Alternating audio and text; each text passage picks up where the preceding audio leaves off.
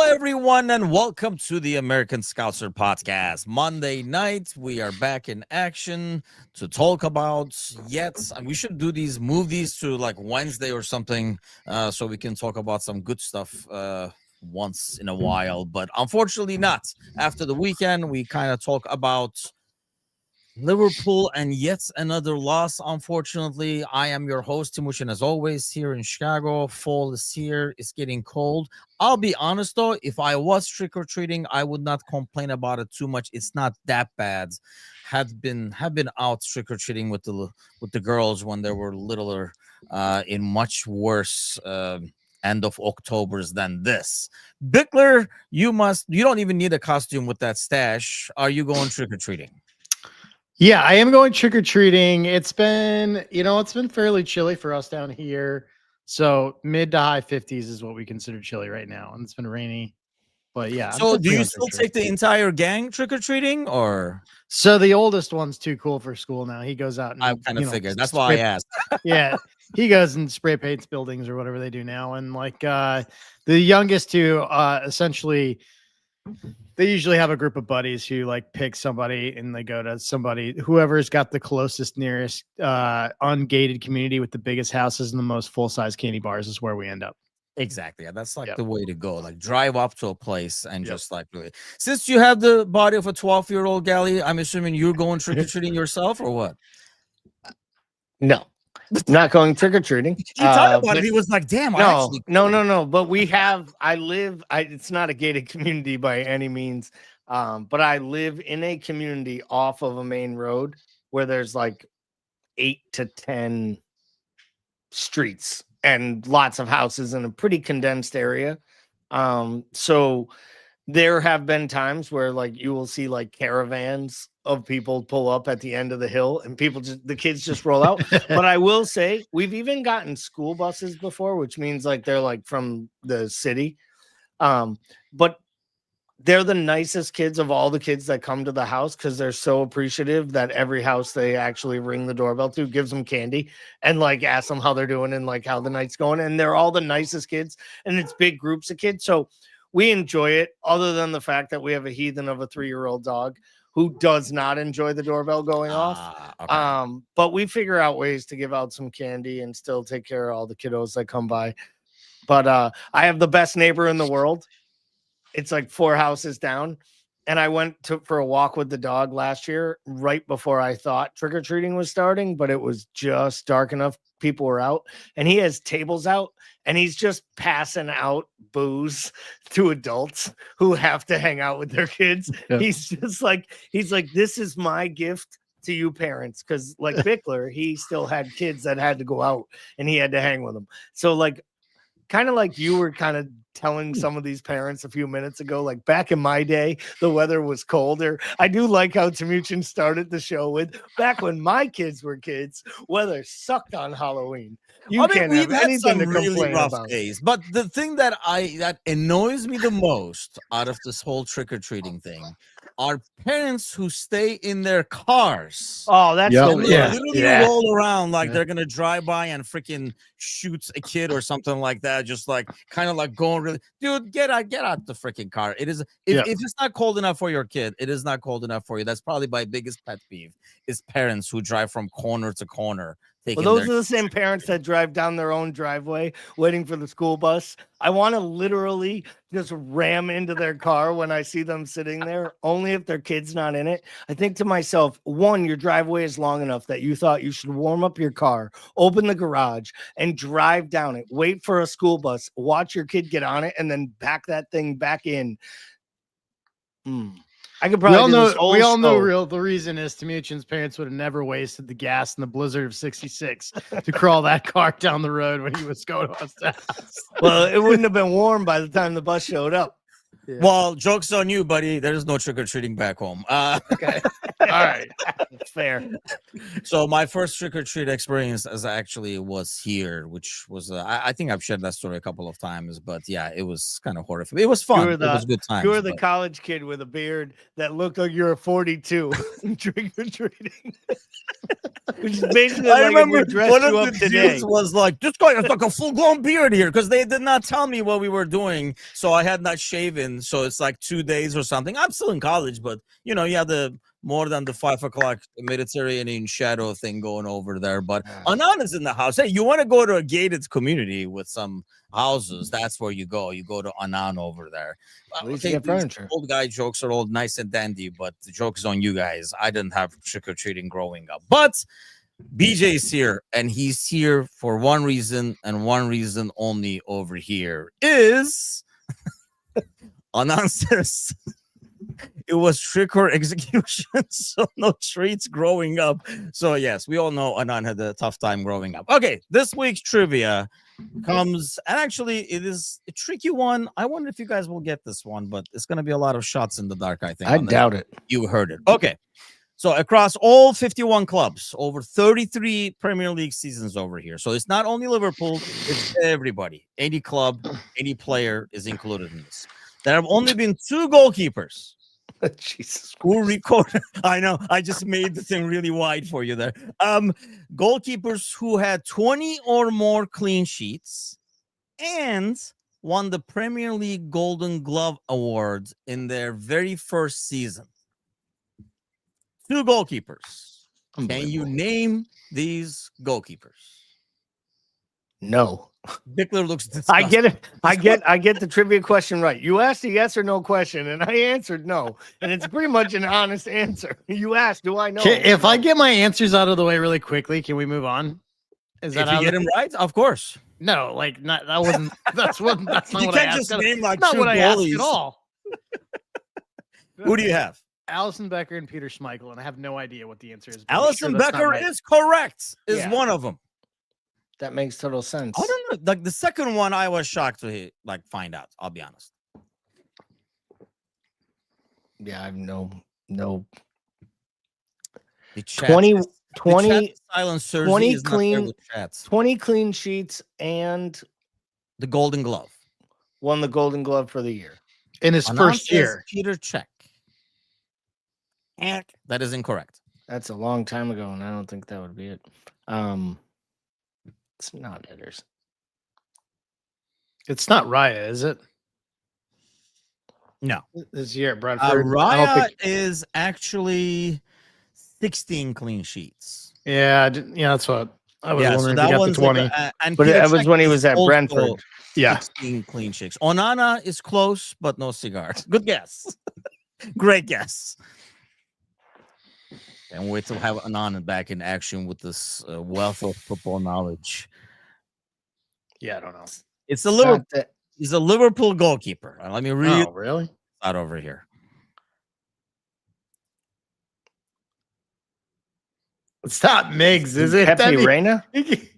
Is it Pepe Reina? It is Pepe. Okay, Reina. I was like, it cannot be. If it was Simon Midland, that would Mignolet. be like, yeah, that would Oh we would my never God, get dude. that. So they were both But, yeah. Liverpool keepers, and you had to spread it out across 51 clubs. That's what they Just you to know what? make- Blame thanks- BJ. Call Thanks, that BJ. they call on that that. a red herring in the business. Yeah. But yeah, and then Peter Cech and in the 15-16 season and Raya in 23-24 season, Golden Glove, but 16 clean sheets on those over there. Okay, well, unfortunately, we wish BJ some more questions so we could do trivia all the way over here. Anan, the trivia is over, buddy. So you can stop guessing. You know, it'd be great. It would be great if he just randomly just keeps throwing out keepers' names for the rest of the show. Like literally just every few minutes, just throws another one out there. Oh man, good old Anan. Miss Should Anan. do in a fire action. drill where we have to do a 1-minute segment on whoever he throws out every 15 minutes. It would honestly make it so we didn't have to talk that much about the Brentford match, which would actually probably do well for both the ratings and all of our sanity. But Yeah, we got to and get to what we sadly, got to we get to. pretty much said the same thing last week, but the trivia lasted at least a bit longer last week, not this week. Only like 2 questions. Okay, Well, unfortunately, let's get to the game. I don't know which one gives me a bigger headache. Some of the things we do on the pitch, some of the things people say on Discord, some of the things I see online. I don't know which one is giving me the bigger headache these days. But obviously, another disappointing performance, another loss, falling further behind. So, Bickler, was the midweek action then against Frankfurt's just Frankfurt's helping us out, Frankfurt not being as good, or why the poor performance over the weekend? I mean, I think it's a combination of the two. I think Frankfurt's not great this year, and I think they've struggled defensively, and I think, that certainly helped us. I also thought we did some things tactically in terms of the way we set up and the formation that helped and were different. And I think play to this side's strengths. And the more that I see it, the more I just think that I don't know how this manager is going to continue to go along without a formation change that's permanent. And that's the problem, I think. Is it just Gally? Because sometimes I feel like it's too much. Look, when I said this early in the transfer season, everybody called me crazy. I got mocked because everybody was drunk with all the signings and stuff like that. But this is like just too much change at the same time. And on top of that, instead of kind of sticking with one thing, even if it's not working initially or not, sticking with it until we improve on it or make it better or whatever, I just feel like we are constantly, which he admitted in the press conference after the match, that they still have not figured out how to kind of combat how teams are playing against us. But it just feels like we are changing. We change too much to start with, Gally, and then we constantly keep changing things on the fly. There's zero consistency to anything. Well, that has a lot to do with the fact that we give up goals within 5 minutes of the start of every match. We play from behind. We play poorly up until usually we tie it, and then we're okay for a bit. And then as soon as we ever take a lead or fall back behind, we play poorly again. It's a very, very weird. It's a very, very weird place that the club finds themselves in. What I really have the most problem with is just the lack of intensity to start matches. They don't even look up for it. They don't look like they know what the fight that they're about to be in. They went to Brentford at nighttime on a Saturday. Like, versus a bunch of ex-Liverpool dudes. Like, they have to know. Like, the captain's there, the goalkeeper's there. You got dudes on the bench, like a defender who feels like he never got a shot. The whole league has shifted to this long ball formation. The manager talks all week long about how we're struggling with this thing. You know what's coming. And in the first 5 minutes of the match, they find ways to 3 different times help Brentford get throw-ins. Yeah. You would think that would have been something that they talked about, right? Do not give up set pieces. The manager actually said, we've had so little time on the training pitch. All we've worked on is set pieces and long throws. Really? I would think it was the only thing you didn't work on, Arnie. Maybe that's seriously why they gave away the throw-ins. They're like, "Hey, we practiced for this." If that's the case, on 4 minutes and 15 seconds, Bradley has an excuse for allowing a winger to be goal side of him on a ball coming back from his center back. It's crazy. It is crazy, and I don't know. The set pieces that he keeps talking about. And this long ball thing, I'm at least he admitted that we really have not figured it out, which, I guess, I appreciate the honesty in admitting it's not that we can't see it and we didn't know the answer or anything like that, but at least he didn't try to deflect that one. The set piece thing is another mystery, but forget the set pieces. It's not a game where we're dominating and we're missing a ton of chances, and then we give away a set piece or something like that. It just feels like Bickler. It's very evident, going back to what Gally was saying, like how much energy, how much aggression we put into the match. Like, you're not winning the first ball. Forget the second balls, because that's never happened, it feels like. But never the first one either, it feels like. So it's not, I can't go back after a game. We've had games like that before, right? Where you can go back and be like, dude, you freaking knock on the door all game and then you give away stupid set piece goal to Burnley or something like that. We've had those. I don't leave any of these games thinking, oh man, the set pieces did us in again.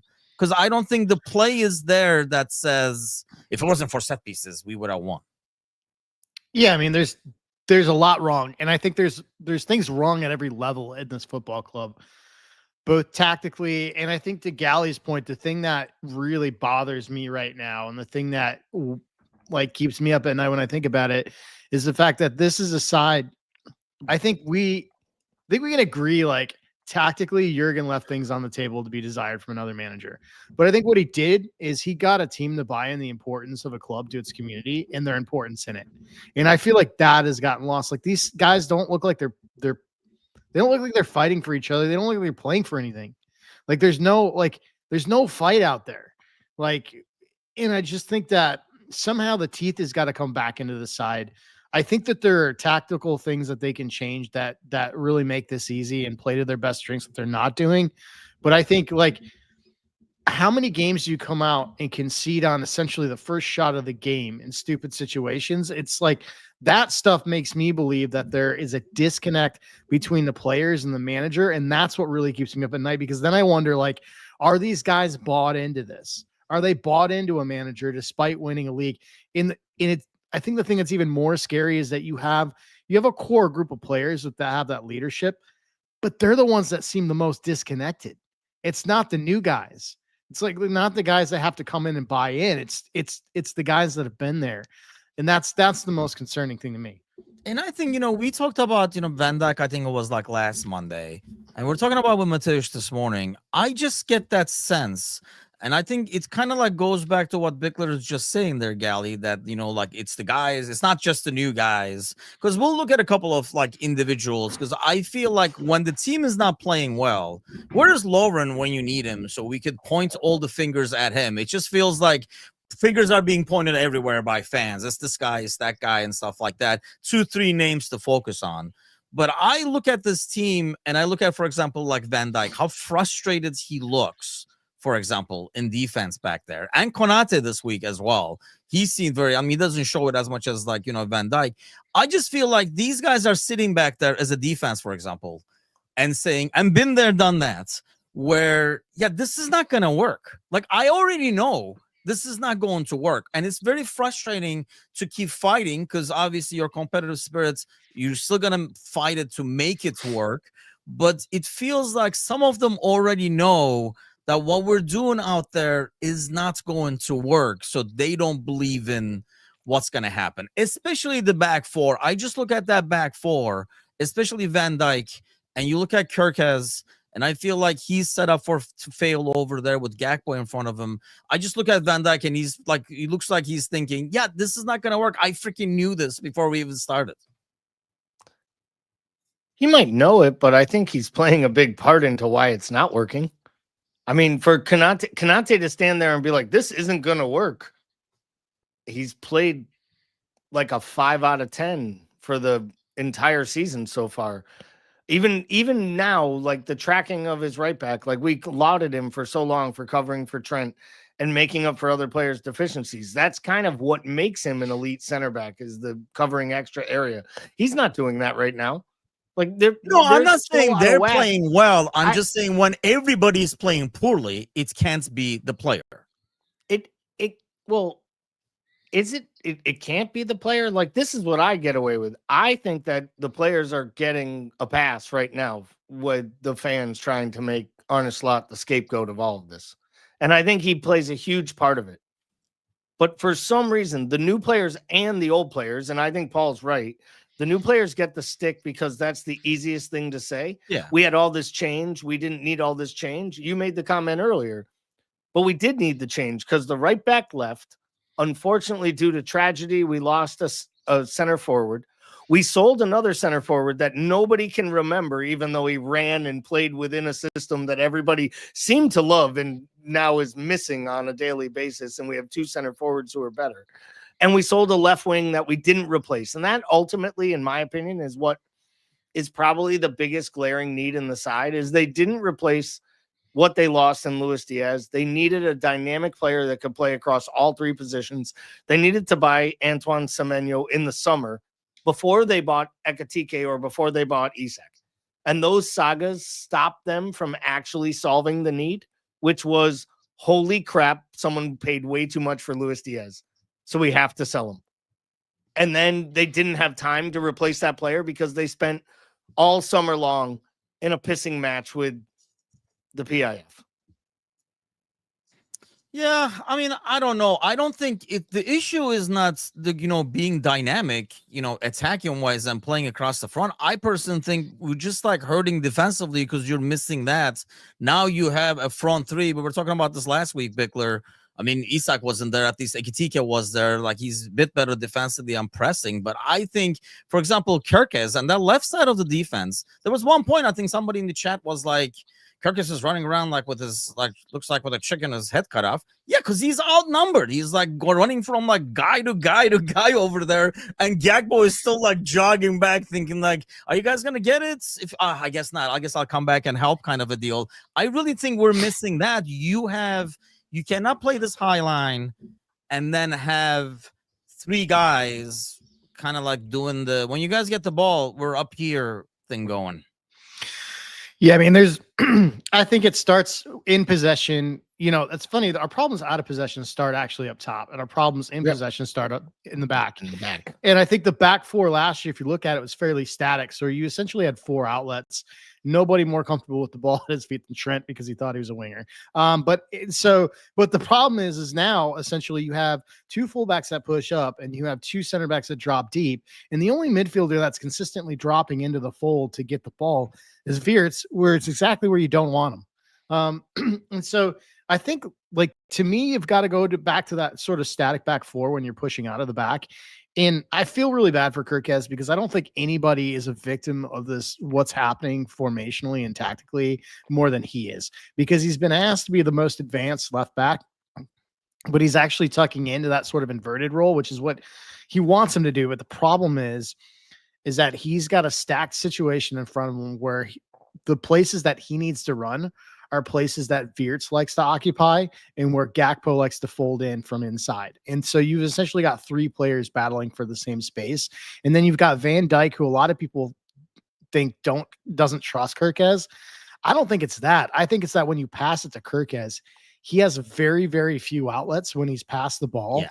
And he's the trigger point for the opposition's press. Like, when he gets the ball, that is their cue to fold in and press. And we're not giving him outlets because of the way that left side is tactically, like, it's weird. Like, that left side is such an issue tactically, and it's the side that we're consistently playing through. If you look at the Palace match, our big four chances that Van Dijk pinged over the top were on that left side. The last year when we played Palace, they were up to Mo. And so, like, for some reason, we flipped it to the left side. And really... there's a reason.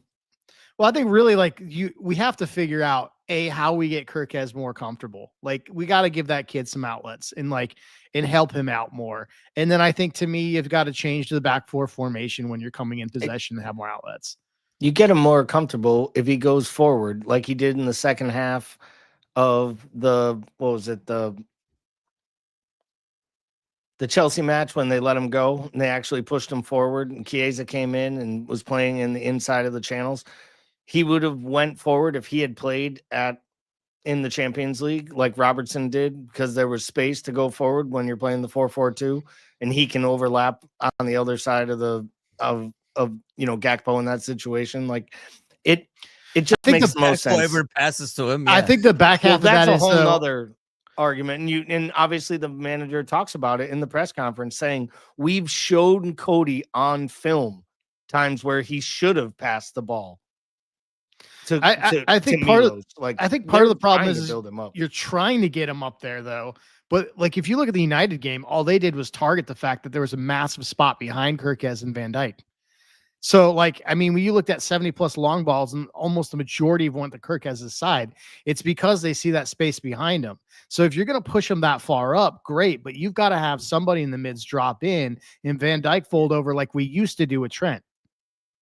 I think the main issue, and that's why I think just safety first, man. I just don't understand why this team is. I mean, I mentioned it on Discord. If you notice, like the moment someone touches the ball, we don't even have control of the ball. Everybody starts taking out forward. It's like, dude, where are you guys going? We don't even have the ball yet. And I feel like that's the thing. It's all about like pushing up. This guy should push up. This guy should go into the space and stuff. But there is no. And I know Mac has been out of form. But when McAllister is not in there, there is no stability. There is no control in that midfield, especially since you don't have Gravenberg either. We were talking about Gravenberg kind of like not playing as defensive by pushing up. But I feel like, Gally, as much as they are running, winning balls and stuff like that, but when you have both Curtis Jones and Szoboszlai in there, two guys who love to go up, you are not going to have defensive stability, because not to mention they are not used to playing with each other. I thought the biggest strength we had last year was when you had McAllister who makes those late runs into the box, Gravenberg would drop. And when he saw Gravenberg push up, McAllister was smart enough to sit in. I just feel like everybody's taken off this year, so that middle of the pitch is wide open at all times. Oh, it definitely is a problem. They had for the first goal, they're way too far apart from each other. Like they're just too far apart. They can't close down the space, and the ball gets in. And the next thing you know, the ball's in the back of the net. Ouattara scores the goal, gets out wide to shot it, and then Ouattara scores. It's on probably more on Jones and then a little bit on Szoboszlai. And then the scariest part is from that point on, they're probably the only two players on the whole team that if you gave ratings out at the end of a match, you'd give like a 6 or more to, because everybody was shit, like across the whole pitch, in my opinion, yesterday. Like I thought Jones and Szoboszlai were pretty good.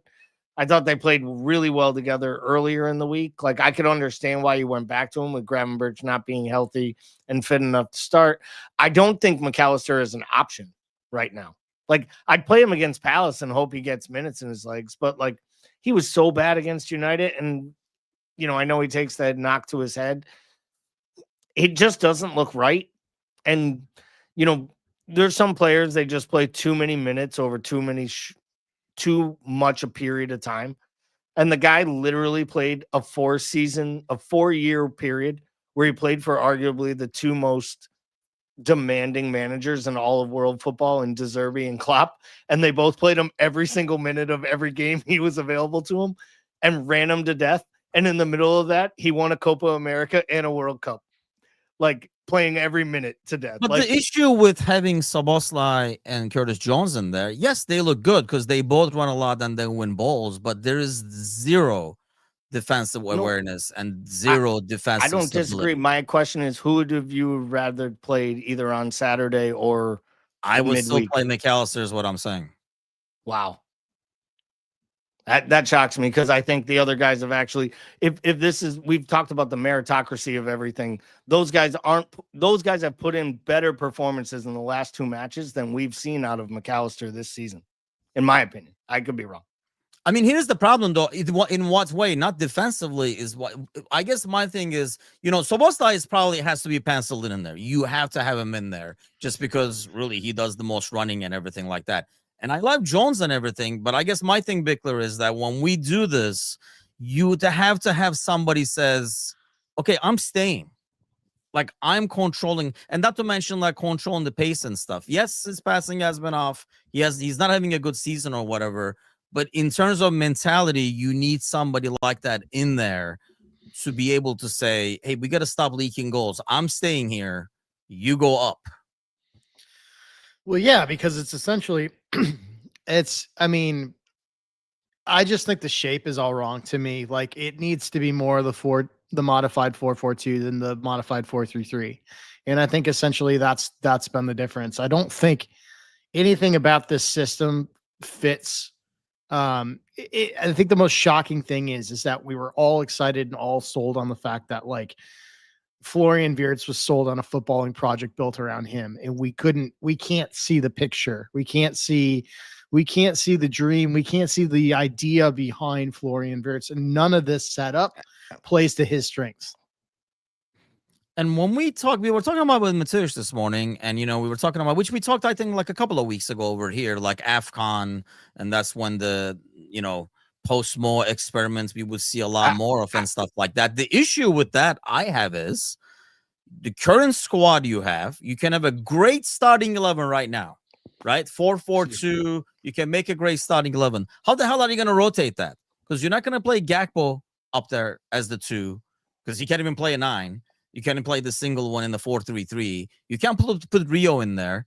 You're going to put Chiesa as the second striker. Like, how are you going to rotate? It's not really built to play that right now. You don't have to rotate both of them. And I disagree. I think Gakpo can play as a 2. And I think Chiesa could play up there if you wanted him to play up there. I think he could also play right in now. the midfield. I'd argue right now, Igateki and Mo is about as good as you could possibly want as a 1-2 right now, because I think it makes both those players better. Okay, but say that again. I'm sorry. You doing what? Mo and Akateki up top. Up top.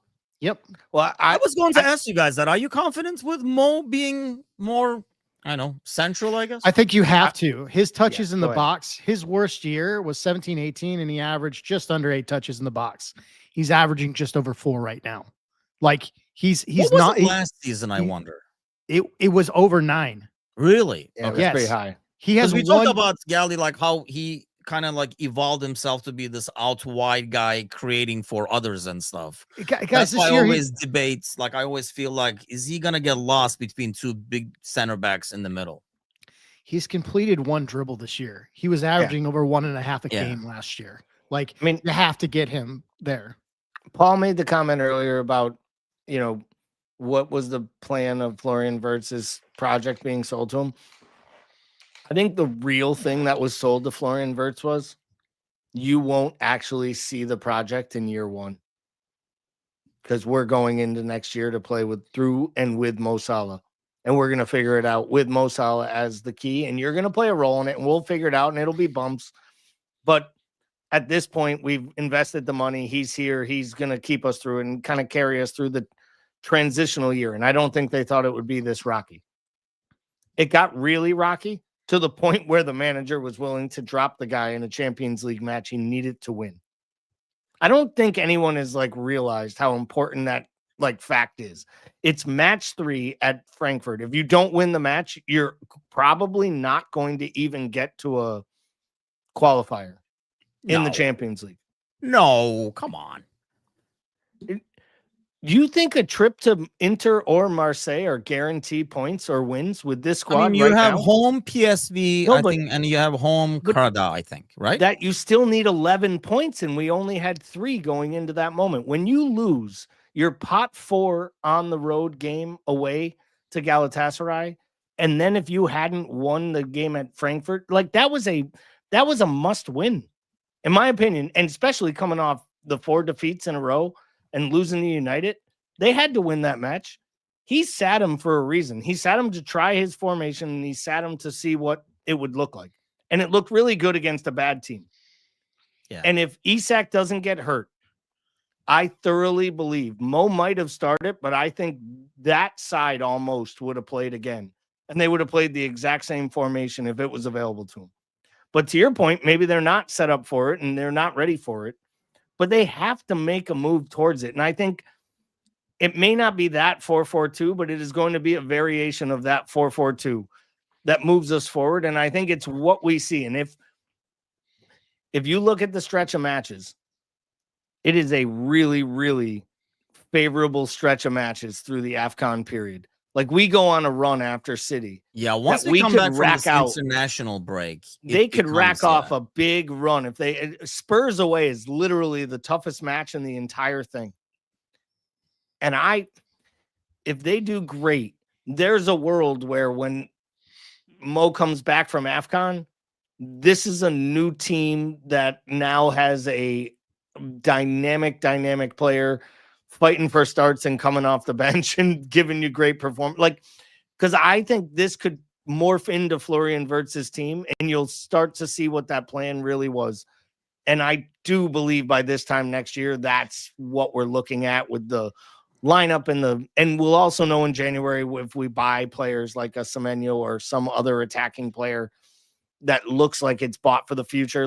We bought Luis Diaz the summer we knew Sadio Mane was leaving in January.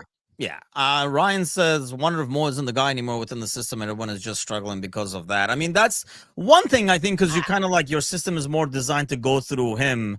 And now he's just not effective, obviously, when he we've has also the ball. we changed everything around him. Like, Yeah, the thing about the thing. Yeah. if you remember with Mo, like it was predicated on that triangle, Szoboszlai and Trent.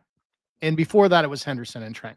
Yep. And like, this is the reason that you can't continue to take Szoboszlai and jerk him all over the pitch. Because when we do that, Mo loses that third option and he's completely isolated. And we've just basically might as well play with 10. And I think the issue over there comes to the whole game mishap at the end, because I understand why he's not willing to throw Gomez out there and have all his 3 center backs out in case something happens to one. Now he's down to 2 center backs playing like, every freaking game. So I get that, but I agree with you, Bickler. It just feels like you're kind of taking him out. And I know he had some great games there. He had like man of the match things there, but you're clearly missing what he brings in midfield over there. I mean, here's my thing. I guess Bickler, the people that already have the pitchforks out for slots, which I don't know if we'll get to that. We might talk about it a little bit, but so you can't have this down the road plan over here if you're slots. You have to have a shorter term fix. It is kind of a rough schedule right now until we get to the international break. And like we were saying, like after international break, it becomes, at least on paper, some easier matchups and stuff. But I mean, what is the recipe for kind of like calming the storm right now? Because I don't think he can look that far down at the moment, especially with this squad. I think really he just has to get defensive stability into the side, and he has to find some consistency. I think the idea of like trying to figure this out on the fly and make adjustments to accommodate the fact that he doesn't know how to press when the ball's in the air, which is a weird statement to make. But anyway, like I think like there's too many changes with too many missing parts, and he's got to start to try to find some consistency. I would start with that back line. I mean, I would start with the shape of it. I would, I would just make the swap to a 4-2-2-2, honestly. And I would just essentially make that back line stable. I think, there are certain limitations that the slot's going to have this year. And I think you can start with the fact that I don't think we have the fullback on the right side. That is the long-term solution in the side right now. So, I mean, I think you've got to play your best pieces there. I think it's got to be Bradley for now, even though we have questions on whether he can make it 90, but I think you got to start locking in. I think temporarily, I think maybe you start, I think you have to start rotating Robbo into this frame so that he can kind of come in and play himself back into a little bit more fitness. But I think you can swap him and Kerkez, but I think there's just got to be some consistency. I think with that 4-2-2, you're doing a couple of things. You're solidifying that back line. You're playing with 2 anchors. You're essentially playing with 2 attacking mids that thread to the top 2. And I think you're sort of eliminating these tactical weird things that you're seeing with Gakpo, because honestly, I don't have Gakpo in that starting 11. I think you're putting you're starting Wirtz in a position where he starts out wide and can work his way into the half spaces. Right now, he's starting in those half spaces and are already congested. And that's the problem. He's starting where he should be ending on runs. And that's a huge issue for him personally. I think you move to that modified 4-4-2 and you solve a lot of these issues. And I think you've got to prioritize a relationship with Ekitike and Mo right now. I think you've got to find a way to make those 2 work off each other until you can start bedding Isak in again. I like that lineup, and yeah, I mean, Gakpo is the one that's going to have to. I mean, I was talking about this too. Like, one thing that I really think we lack, and I know that's legs or what it is, but I was talking about, I think I wrote on Discord too, but I would love to have a Wirtz cam when he has the ball and he looks up and everybody's just like looking right back at him, except Ekitike. I feel like he's the only guy, and if you notice, most of Wirtz passes ends up going to Ekitike because he's the only one moving into like an empty space, whereas I was talking about it this morning, Gally. It reminds me of the Coutinho days where we just gave it to him and we're like, well, do something. Like, yeah, just do something. And you're like, well, I'm going to create something, but you're going to be standing there watching. And it goes back to what Bickler is saying. I think sometimes we do that so far back that if he loses that ball, now it's in a really bad place. because again, you have and Curtis and Soboslai who already got open up top. It's like, I thought we were attacking again, kind of a deal. But what do you think as the short-term solution? I mean, look, the short-term solution is team needs to learn how to stop conceding goals so early in matches, get a clean sheet to 30 minutes. Like, I honestly think if we got 0-0 on 30 minutes Wednesday against Palace, Anfield would erupt like we just got a 95th minute winner, like a screamer into the, like, because I don't think they'd know what to do with themselves. The individual mistakes they've made that have led to these goals. And I think that can't be overlooked. Like, there is something that should probably be said here. Like, and it's not an excuse, but in 7 out of 8 competitive matches, they've been in London 3 times, Leverkusen, and Turkey. And once they played Man United. And in between that, for 2 weeks, they flew around the world and played for their countries. Like, these guys have been like pulled, dragged. It's not going good. So when the manager says they haven't had a lot of time on the pitch or on the training pitch, I actually do believe it. When you don't play any home games, and scheduling doesn't usually happen like this. Like, it's very rare that a team plays 3 road games in 1 week, 2 league matches and a Champions League match. Yeah. Like, they try to, and then you get 1 home and you play 2 more big road ones away. Like, it is kind of unprecedented. It starts to turn for us, so I hope that it like turns around.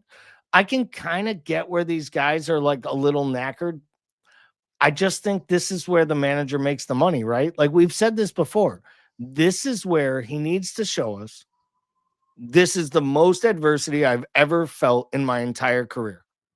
But to your point earlier, whether we want to talk about it or not, for all the trolls and the idiots out there and the people questioning whether he's a bald fraud or the jury is still out on this guy, and whether or not, to your great comment today, Timucin, Steven Gerrard should be in the frame to take over. I'm dead serious when I say this. Fuck off, all of you. That is just ridiculous conversation at this moment. Give it 6 months, give it 5-10 more results, fine. But it's just a ludicrous comment. He's a manager who's going through crisis for the first time, in my opinion. We saw Guardiola go through it last year. That team looks like they're in pretty decent nick. And by the way, he just said the other day, we feel like we're right in it with Arsenal. They're 1 point ahead of us right now in the standings. So it's still early doors to me. I think it's just, we forget that Jurgen Klopp lost 6 matches at Anfield in a row. Nobody asked for him to get fired.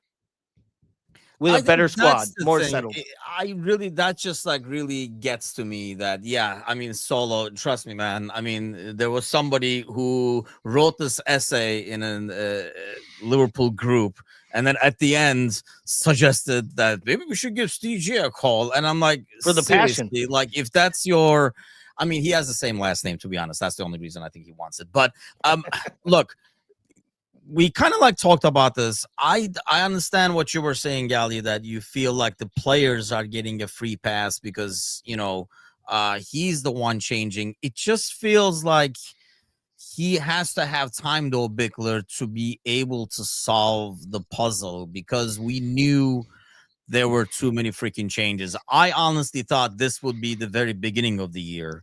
So when we stumbled across the line with those last minute goals and got those wins, it was like, oh, maybe we got past the growing pains with like a freaking like all these 3 points. Now we're just gonna sit back kind of a deal, and it strikes. So I do think the slot out conversation is just freaking ridiculous. It is just like unbelievable, and it really pisses me off. Honestly, I know some players are sucking right now. Let me get this off my chest too, because it really pisses me off when people treat players like they just are shit. They're like, he's shit. It's like, fuck you. I mean, these are the guys that won titles. I can understand people being in good form.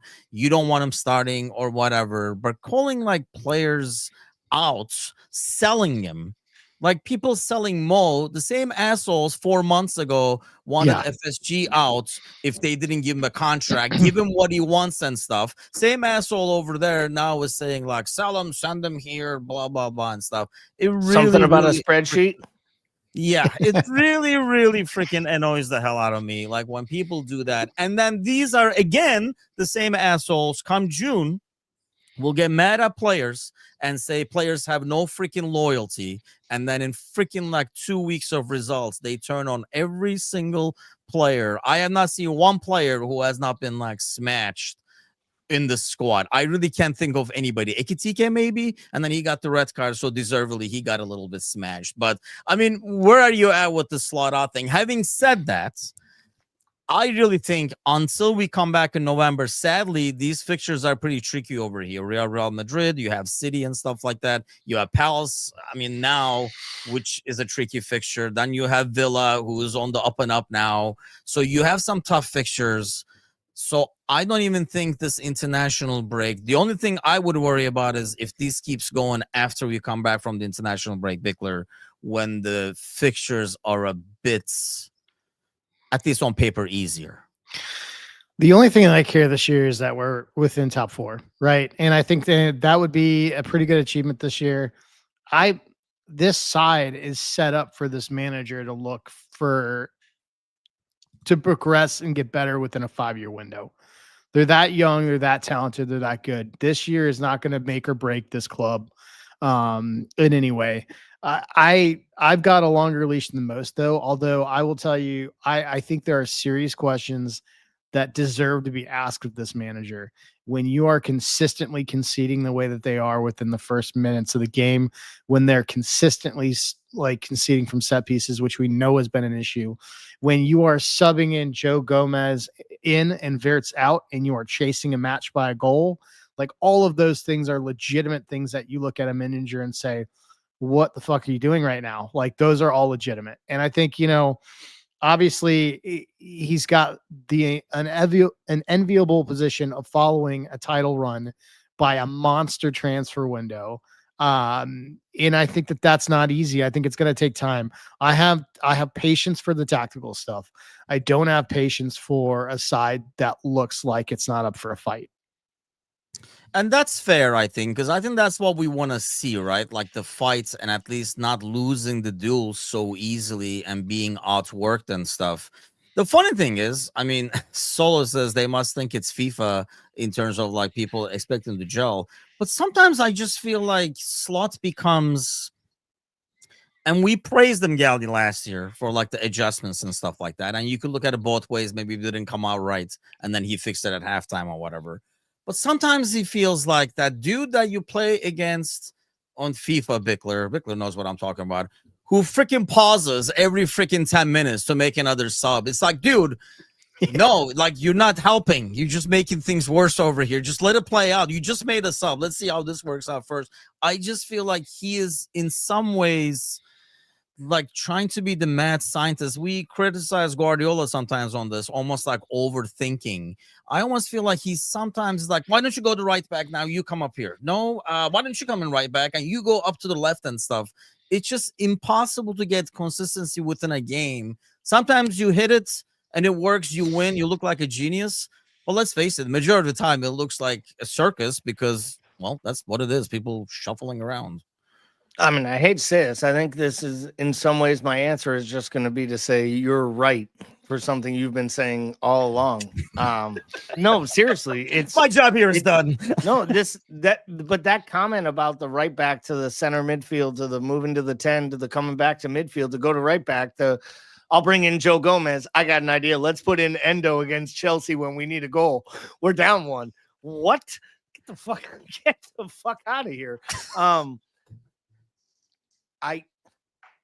Where I get really, really irritated is McAllister not being McAllister has made Szoboszlai need to be everything.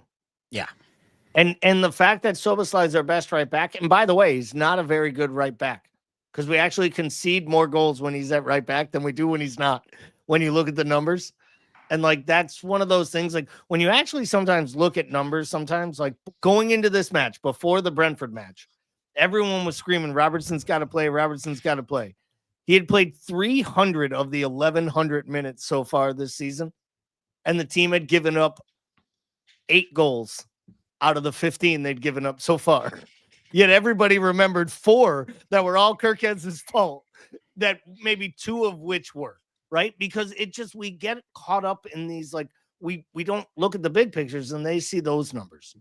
And to me, that's where we're struggling right now is we don't have a replacement for McAllister that's like an adequate alternate like for him.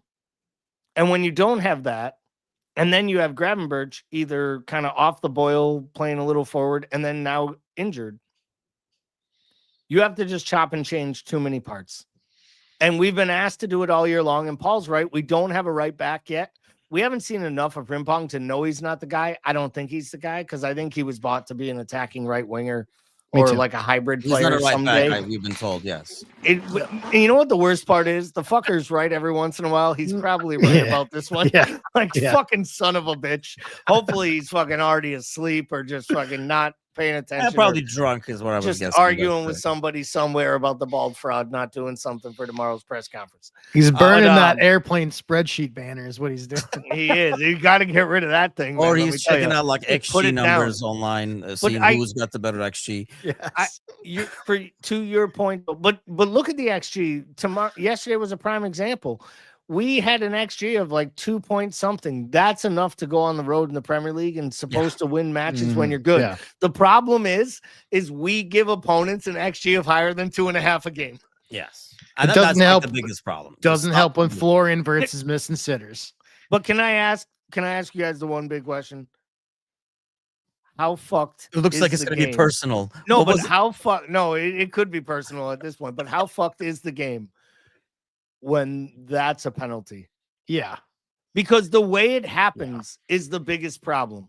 Yep. Because he's not giving that if it's in the box. He will not give it if he even thinks it's close. But once it's given as a foul, it has to get looked at. And like, this is where the game I also don't know how that meets the clear and obvious threshold to even get looked at. It's because it's proximity, so it's considered it's not considered subjective. It's considered a factual decision, which is like offsides, which has to be looked at. Shouldn't they be drawing lines and stuff then, though? Because it was just like eyesight, it felt like, right? Or they didn't show it to us. They gave different angles. There's some in England that show it where it looks like it's right over the line, and the line is supposed to go directly up or whatever. Listen, I think it's soft. I think it's stupid. I think we were lucky not to already have conceded a third goal before that happened. So I didn't really feel like we were aggrieved by it.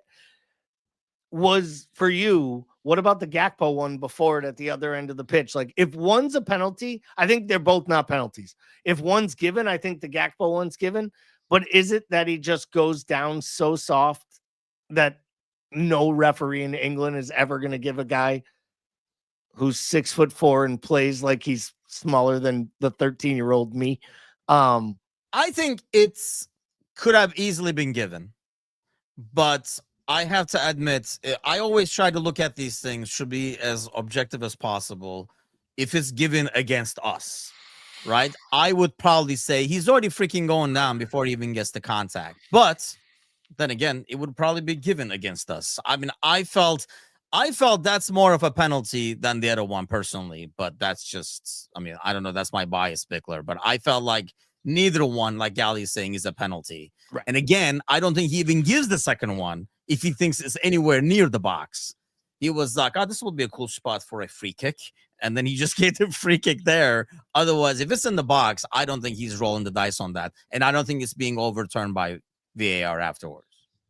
Yeah, I agree with all that. I don't know. I think at that part, I was just trying not to barf, but like, it didn't feel like I don't think either one were pens to me. But I mean, this is what we always talk about. We always talk about the consistency. I mean, we just got done talking about the McAllister head injury and how literally the match before it with Arsenal, the same play happens and they stop play. Like, It's just match to match, inside of matches, doesn't matter. There's no consistency. I mean, if you look at it, the bad refereeing decisions, and I know it sounds stupid, but you take the header against United should be stopped. There's no way that goal happens. Yep.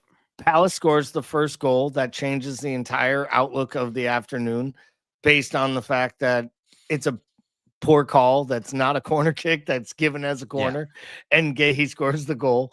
You have the Galatasaray ridiculous penalty that's given that European any other penalty. match. Right. It's basically what you would expect from a Turkish referee refereeing in Galatasaray. Betting on it still to boots. Yeah, betting while he's there. He looks down at his phone. Like, all right. I'm not going to even try to come up for a reason at Stamford Bridge, but like, if you really think about these calls, that penalty in that match, the not getting the penalty there, like this is where when the manager talks about the fine margins and the differences of these matches, and he almost compared it to early in the year when we were winning all those close matches. I'm not making excuses. I'm pointing out the difference between like winning and falling just short. And I think you have seen it in the past, and we've seen it. We've lost a league on 99 points, guys. Like, let's not act like we haven't seen this much of a millimeter change the match. These are actual, like, major moments that change matches. I'm not saying it's why we are where we are, but it had as much to do with it as it did early in the year when our mentality was getting us over the line. No, luck got us over the line a few times. Like the dude for, Burnley deciding he was playing volleyball and going for a spike. Yeah. I mean, here's another. I get that. And you're right. Some of those goals. I mean, probably, you could go back to some of the games we won. Which one was the one that Konate probably should get a red card? Oh, Which game was that? Was that...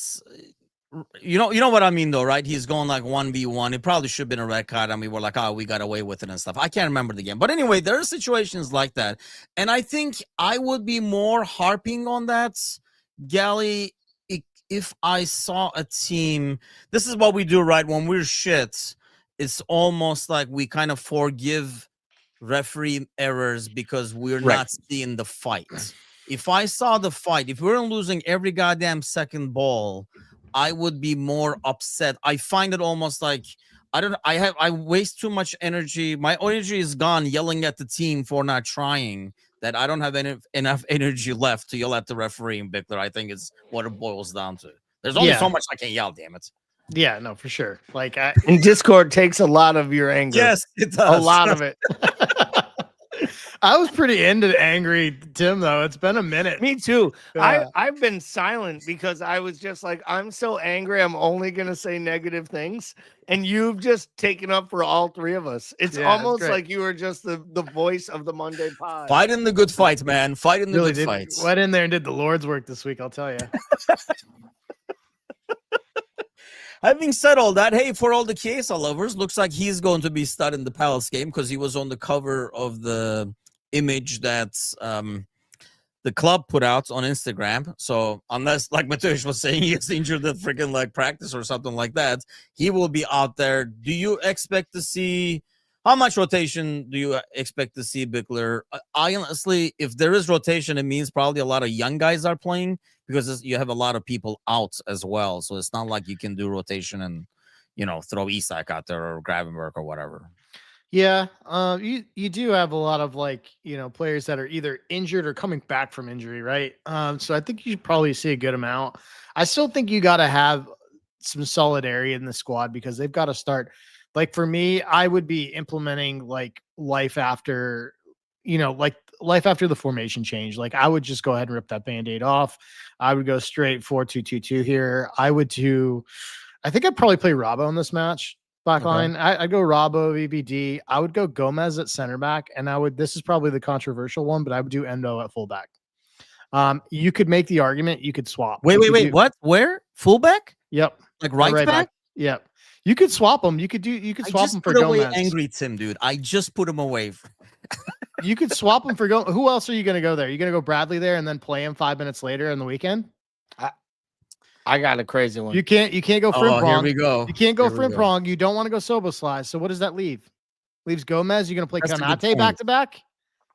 I'm going with a hologram. Don't you say Ben Davies? Ben Davies No. is back. No. They've actually said he's been training with the first team. I'm literally starting Calvin Ramsey at right back. Hey, listen. No, that I'm makes, dead serious. It makes he's sense. playing with the under 21s. He's not playing terribly. He knows how to play the actual position in the system. And right now, you probably need to know if maybe lightning in a bottle and you found this young prospect that is 145 years old, but still only 23. I know it sounds stupid, but I think it's Endo and Gomez at center back. No one wants to hear it because I don't think you can play Virgil in this one. That's the one player. I don't think you can play. Tim, you said it earlier. He's deathly afraid of hurting one of his center backs. So it's Reese Williams, it's your boy Nallo, or it's Endo. And I think I'm going with the vet. Speaking of my boy Nallo, Ozan is in the chat. Yeah. No, I mean, I think all that makes sense. and then it's definitely Robertson. That's why he got the vice captaincy. He got that so he would lead teams out when Van Dijk wasn't going out there. It's why he didn't probably start against Brentford. No one wants to hear that. He had to start this match against Palace. I think you go stronger up top. I think you play Mo Salah for 45 minutes in this match to build off the goal. And you ask him if he wants to play the first 45 or the last 45, and it's up to him. And if he tells you the first, you start him. If he says the last, you let him come out. You let him come on at halftime. And the reason for that is you can't lose this match. It's crazy to say this as much as you should probably want to go out of this competition. You have lost multiple matches at Anfield. You have lost 4-5 matches like on the year. You have to go out and win this because you're going up against a tough Villa. And then you get Real Madrid and Manchester City. And I don't think the Liverpool manager can ever think to himself, 8 out of 9 and 3 at home, 4 at home, 1 to United and 1 to Madrid is a good recipe, even if we give them full backing. Like, I think you have to go try to win this. So I might not play Verts, but I'd rest Soboslai for sure. That midfield probably needs McAllister to get 60 minutes in his legs and hopefully get him back. Maybe Trainioni. And then either Soboslai or Verts, I guess, in the 10-ish position. And then it comes down to the Chiesa, Mo Ekitike, Chiesa, Mo Isak. Like, maybe you do the Isak Ekitike 45-45, the old He Klopp made it special. sound like Isak and Gravenberg are possible for the weekend, so I would assume he would not risk They it. will not be playing. Yeah. Okay. But my point is, I think you go strong and you try to win it in the first half. You want to lose to Crystal Palace 3 times since August? That's the other thing. If we won this weekend against Brentford, I would almost be like, whatever happens, happens. You throw a starting 11 out there and say, hey, focus on the Villa match. We got to keep going on the league or something like that. But yeah, like losing again and then, coming back to this, you can't just keep constantly losing. You got to turn the tide. Okay. Oh, man. Alan says, can you guys go on for another hour? No. Some of us have to eat over here, Alan. But here's the question, Bickler. You put Endo on right back. Let me give you a hypothetical over here. Would you rather have, that is not an option, but Endo as center back, Gomez as right back, or Gomez as center back, Endo as center back? Depends who the other center back is. If it's Van Dijk, I want Gomez there. If we have, I don't know. I don't know what the other situation is. It can, like, you put Gomez and Endo together. I guess you could, like, that makes sense. The Ramsey thing makes sense because I'm telling you, like, I don't love Endo at fullback, but that's the only option that makes sense to me. And that way you can use Endo in midfield because, like Gallo was struggling to fill midfield. Yeah, so you could do Endo could be your midfield. Yeah, you could do Endo, Maka. I think Grav and Jones are both relatively close. So, like, you could put those guys on for 15, 20 at the end if you had them. My top 4, I'm playing essentially a 4-2-4 with Rio, Ekitike, Mo, and Kiza. I'd do it. That's fine. Yeah, I think they all got to play. They got to get minutes. They got to probably work some stuff out, and hopefully you get guys ready. And we're back for Villa on the weekend, and we're advancing to a match we don't need in mid-December. Having said all that, since we cannot come up with like a sensible starting 11 over here, let's get some predictions on the way up. Let's not forget, though, the best part of this starting 11 is your main man, Freddie Woodburn, gets his first spot in start for Liverpool, because I don't think there's he already basically said he's starting the third keeper. So we are letting the world know what we think of this match. We're not even starting Mamadashvili in this match. That also, though, is scary because that means that Allison's not close. Didn't you just get done saying we had to win this thing?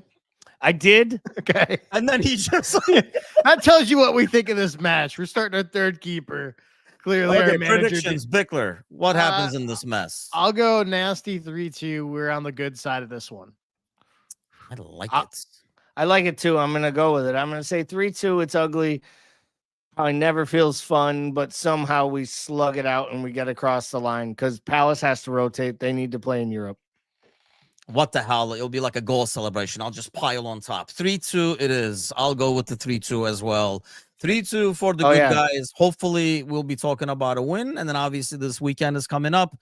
Tomorrow night, the panel will be on. I'm sure, Ayo will show up because United started winning. I know for a fact Brantford Glenn will be there. So do join them. Of course he will. I'll be back Wednesday morning bright and early to talk about the game. Will be like an early pre-match as we take on Crystal Palace. Hopefully, when we have the press conference tomorrow, we'll probably have a better idea about who might and who might not play. But have an excellent week, better than our form, everybody, and we'll see you guys soon. Take care.